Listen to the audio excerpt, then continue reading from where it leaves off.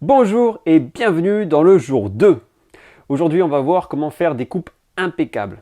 Hier, vous avez été nombreux à apprécier la simplicité des plans, les explications, la liste des courses. Merci pour vos retours, c'est vraiment fantastique. Mais je m'en voudrais de ne pas mentionner que vous avez été plusieurs à nous écrire sur le pourquoi.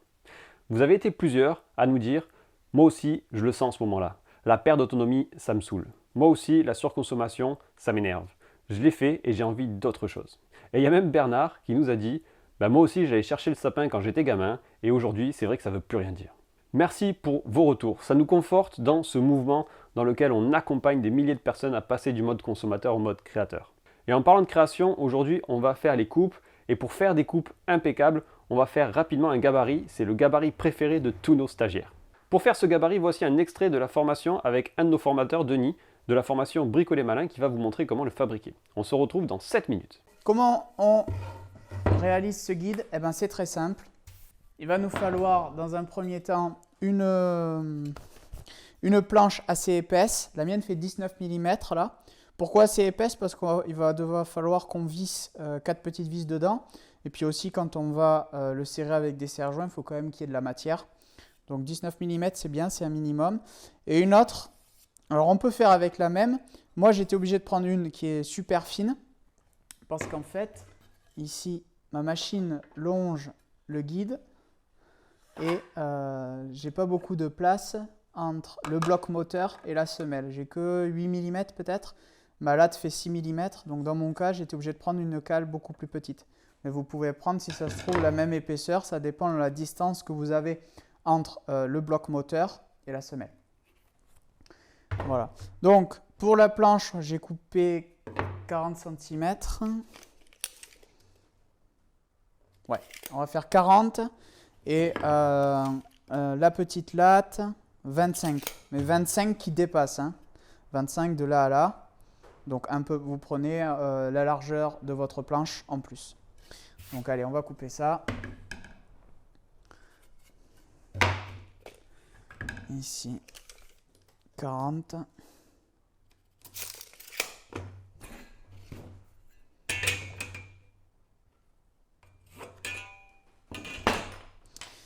Et la petite, donc ça fait 7 et 25, 32.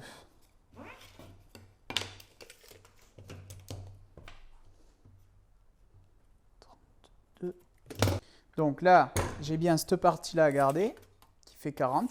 Donc je vais couper avec la lame du côté gauche. Et du coup, là, je vais le faire le plus droit possible, bien sûr, mais c'est complètement inutile que ce soit droit.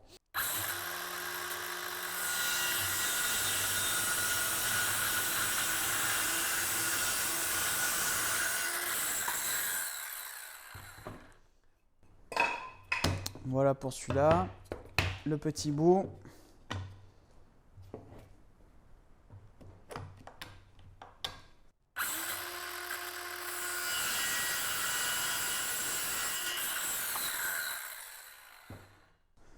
Un petit coup de papier de verre.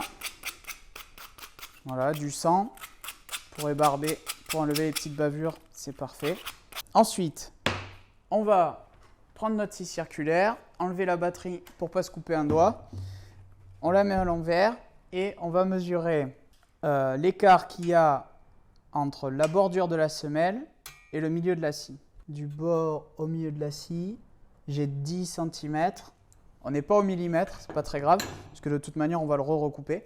Je me mets par rapport au bord, et au lieu d'avoir 10, je vais mettre 12. Je vais prendre 2 cm de marge. On va le recouper par la suite.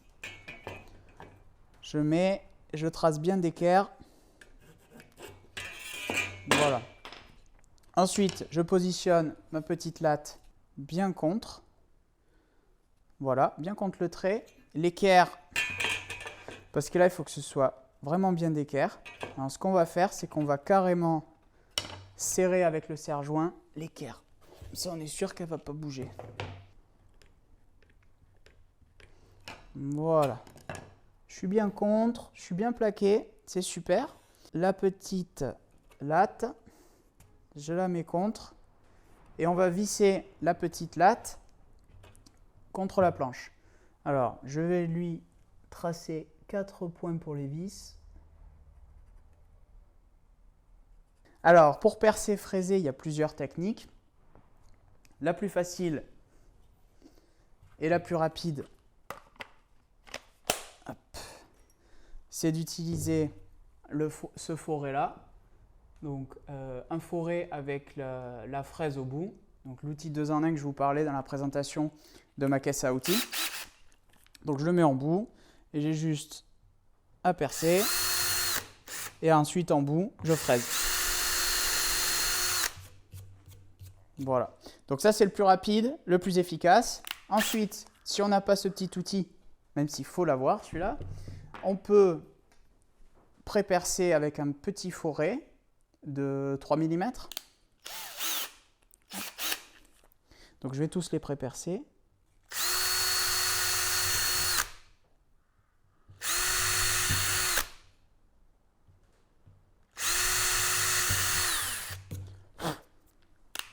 Et ensuite, fraiser. Alors, soit avec une petite fraise. En général, dans toutes les mallettes, il y en a. Une petite fraise toute simple. Je la mets en bout de ma visseuse. Et je fraise. Hop. Alors, il faut bien appuyer.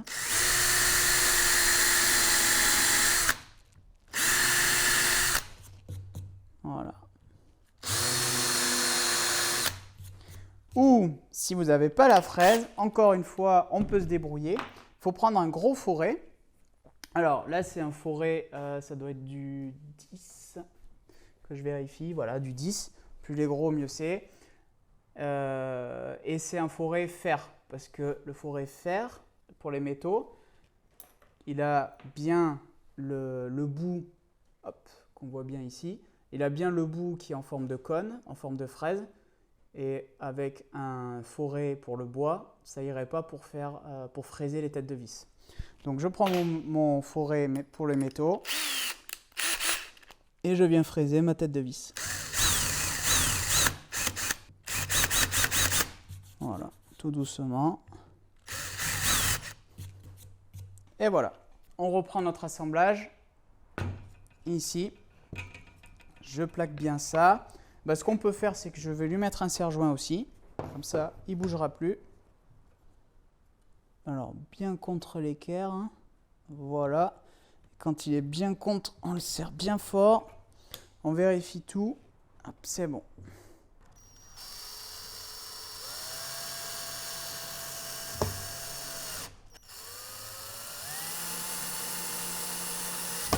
Une fois qu'il y en a deux, on recontrôle, mais là normalement c'est bon. Je peux enlever ce serre-joint là, puis ensuite mettre les deux autres. Et voilà le travail qui est assez propre. On a nos vis qui sont bien rentrées dans le bois parce que c'est bien été fraisé. Ça c'est un outil qu'on va se servir tout le temps, donc autant que ce soit bien fait parce que si c'est mal fait, on va le voir à chaque fois, ça va nous énerver.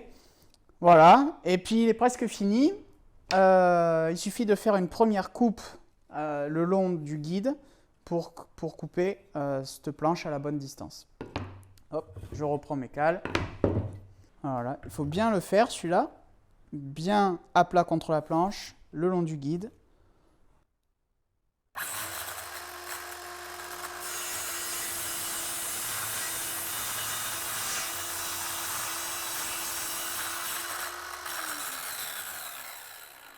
Et voilà, il est bon pour le service. Merci Denis pour ces explications. Maintenant qu'on a le gabarit, on va pouvoir s'en servir. J'espère que vous avez trouvé de la valeur dans cette vidéo. En tout cas, sachez qu'il y a de nombreux stagiaires qui utilisent régulièrement ce gabarit dans leur projet. Maintenant qu'on a tout ce qu'il nous faut pour faire nos découpes, on va se munir de la fiche de débit que je vous ai proposée au téléchargement dans la vidéo précédente et on va venir faire nos découpes planche par planche. Je vous invite à commencer par la plus longue, de manière à être sûr d'avoir suffisamment de restes pour découper les plus petites. Et on va faire ça les unes après les autres. Ça prend un petit peu d'organisation. Je vous invite à chaque fois à venir cocher au fur et à mesure pour être sûr de ne pas oublier de pièces de notre sapin. Pour avoir la meilleure qualité de coupe possible, on laissera la lame dépasser du dessous de la planche d'environ 3 à 4 mm, de manière à éviter d'avoir trop d'arrachement. Donc ça ressemble à peu près à ça. C'est-à-dire qu'ici, vous pouvez constater que la lame dépasse de juste un tout petit peu. Bien sûr, pour vous montrer, j'ai enlevé la batterie. La première coupe, ça va être une coupe de propreté. On va enlever ici 2 mm de bois de manière à enlever le bois debout qui est assez disgracieux, de manière à avoir un résultat le plus esthétique possible. Donc crayon, mètre, le serre-joint, le gabarit, la scie et bien sûr un casque pour le bruit.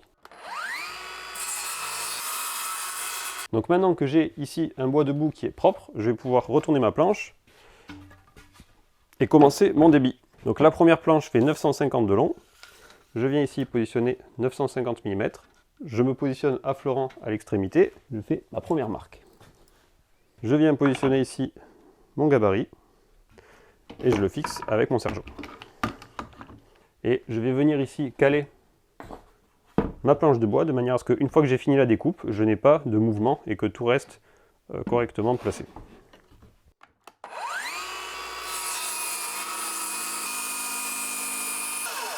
Et pour faciliter les restes des opérations, je vais venir marquer quel est le nom de la pièce. Donc ici c'est ma pièce A pour être sûr de ne pas la perdre. Maintenant la pièce B elle fait 700 mm de long. Donc je vais venir ici positionner mes 700 mm et je positionne mon gabarit. Pour avoir le meilleur résultat possible, je vous invite à, quand vous avez votre guide positionné, à essayer que votre semelle longe le maximum le guide de scie et à ne pas trop regarder la lame. Ce qui compte vraiment, c'est ici rester aligné avec le guide.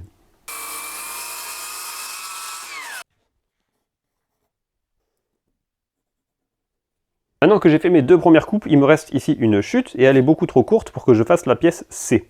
Donc on avait dit qu'on commençait par les plus longues pour aller vers les plus courtes, sauf que là, concrètement, on ne va pas pouvoir faire la troisième pièce. Donc par contre, ce qui est intéressant, c'est de voir quelles sont les pièces qu'on va pouvoir faire. Donc là, j'ai 330 mm qu'il me reste, et donc je vais potentiellement pouvoir faire la pièce F, qui sont les pieds. Et donc du coup, je vais noter ici 300 mm, et je vais faire ma découpe à 300 mm.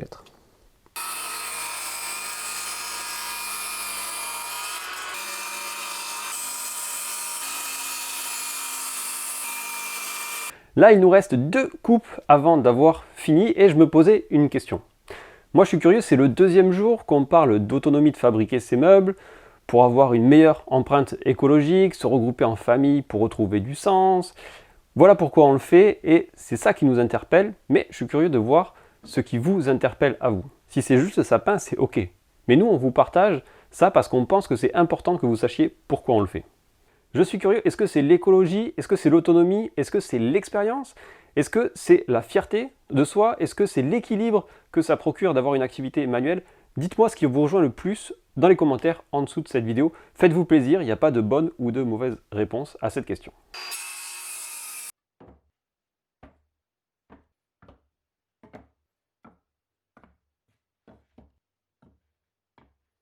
On a maintenant toutes nos pièces qui sont découpées à la bonne dimension. Il faudra bien sûr faire les découpes d'angle par la suite, mais là en tout cas, on a les bonnes cotes et surtout on a des découpes à 90 degrés sur chacun des côtés. Et ça, c'est extrêmement important si on veut avoir de bons résultats à la fin. On se retrouve demain pour une étape ô combien importante. On va faire la partie ponçage pour avoir des planches qui seront douces au toucher. Et on va faire les assemblages et on verra comment faire des assemblages qui tiennent correctement. Je rappelle, pensez à mettre sous les commentaires pourquoi vous faites ce défi, pourquoi vous êtes intéressé par le bricolage. Et on se dit à demain. Ciao, ciao!